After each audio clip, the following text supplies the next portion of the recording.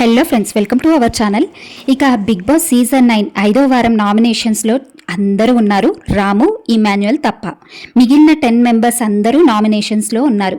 ఎవరు? Sreeja, Suman Shetty, Sanjana, Kalyan, Ritu, Tanuja, Demon Pavan, Bharani, Divya and Flora. వీళ్ళు 10 members నామినేషన్లో ఉన్నారు ఈ వారం. ఈ 10 మంది నామినేషన్లో ఉన్నారు కాబట్టి ఈ వారం డబల్ ఎలిమినేషన్ ఉండబోతుంది అనే చెప్పొచ్చు. ఎందుకంటే నెక్స్ట్ వీక్ బిగ్ బాస్ హౌస్కి వైల్డ్ కార్డ్ ఎంట్రీస్గా 5 మంది రాబోతున్నారు, హౌస్కి ఎంట్రీ ఇవ్వబోతున్నారు. సో ఇంకా 2 మంత్సే ఉంటుంది.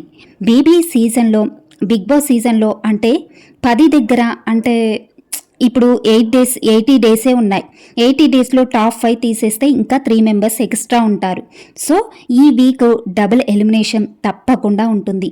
ఈ వారం బిగ్ బాస్ అందరినీ నామినేషన్లో ఉంచారంటే ఏదో ట్విస్ట్ ఉన్నట్టే అని చెప్పొచ్చు. అంటే డబల్ ఎలిమినేషన్కి ఎక్కువ ఛాన్సెస్ ఈ వారం అయితే ఉన్నాయని అయితే చెప్పొచ్చు. వైల్డ్ కార్డ్ ఎంట్రీస్గా 5 మెంబర్స్ అయితే వస్తున్నారు.